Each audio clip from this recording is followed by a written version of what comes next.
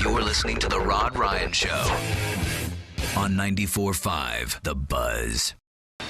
UFC. Of course, big UFC matchup going on this weekend. Ronda Rousey will be fighting a couple undefeated chicks going at each other this weekend. It's going to be a great fight. But 192, UFC 192 is back in Houston. The several times that we've talked to Dana White, he's like the grand poobah over there. He knows that, Houston always comes through on these UFC fights, and we got a great one. Daniel Cormier, who happens to be the light heavyweight champion right now, in studio with us. Bro, welcome.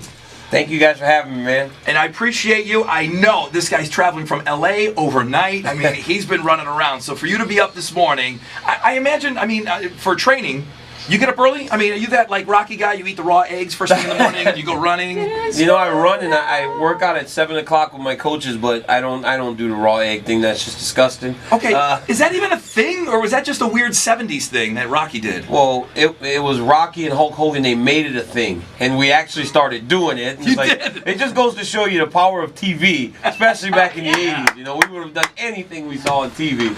But yeah, no, I will not drink raw eggs. It's disgusting. Now, how many have you had? Never, never. I won't even do a sunny side up egg. That thing's got to be scrambled. I mean, I can't even do any kind of a runny egg, let alone a raw one. Yeah. I do every morning, bro. Stop. No, you don't.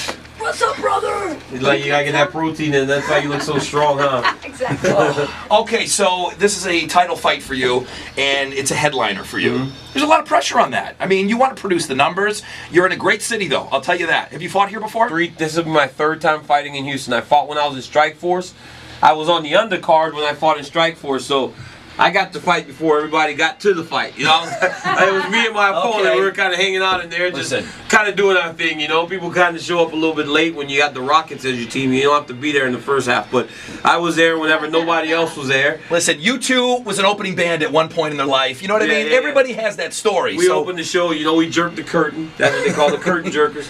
I jerked the curtain for Strike Force, and then when I fought here, and when Kane fought Junior Dos Santos the third time, I was a co-main event. That was a big night. Yeah, now I'm going to be the main event, so it's a big deal. Well, UFC 192 at the Toyota Center on October 3rd. Now, you're defending the belt. You like having that belt? You like having it around? I love it. It's like. Is it the best? I was telling Dana and Lorenzo yesterday, they go, Connor takes his everywhere. I said, dude, mine just sits at my desk at UFC tonight. I said, eventually it's going to piss off Kenny Florian because it's just always there. At times I go and sit in my man cave and I just look at it. It's like the most beautiful thing ever. Do you get, now this is a true question, I don't know the answer to this, okay? When you have the belt, it's in your possession, right? Yeah. So you own it while you defend it.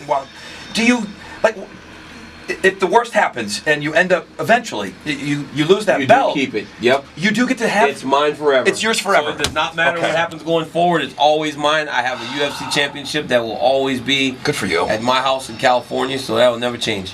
What else is in your man cave? All my stuff. I have photos of my teammates. I've got my Strike Force belt mounted. Anything weird? The only two things outside of UFC stuff is a brand new Houston Rockets jersey that I'm getting because that's my favorite basketball team. I'm holding her to it. Oh, nice! And my Saints football jersey. They gave me a jersey. The Saints gave me a jersey. He's a Lafayette guy. Yeah, the Rockets gave me. The Rockets are going to give me a jersey, and that's the only two things outside of UFC stuff that's in my man cave. Now, do you want a Harden jersey or do you want your name on it?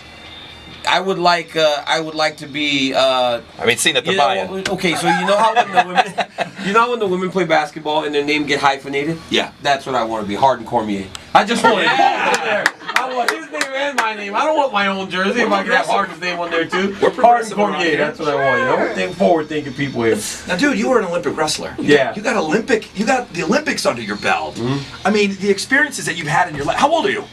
36 years old, man. 36 years old. But you've had this awesome career already. Dude, the Olympics in Russia? I went to Athens in 2004, and then I went to Beijing in 2008. So awesome. It's I've been lucky, but I tell you, it's been a lot of hard work. Even when I was younger and I was in high school and everybody else was enjoying their summers, it was always me training, traveling. But it's cool. It's looking back, I'll be very proud to tell my children some of the things that I've experienced. It's not every day you get to talk to an Olympic athlete. Now, when we talk about the Olympics here, and I'm obsessed with the Olympics, obsessed. they talk about the Olympic Village and they give out all those condoms, right? Sure. And it's just an orgy with all of those athletes. Dude, tell me it's just true. Tell me it's true. After you were done, just an orgy, everybody? Okay, all these great young people in shape.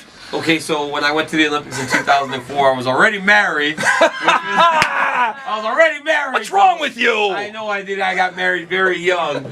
But no, man, they do. You know, but we as wrestlers, our competition is at the very end of the games. Yeah. So my last match was on the very last.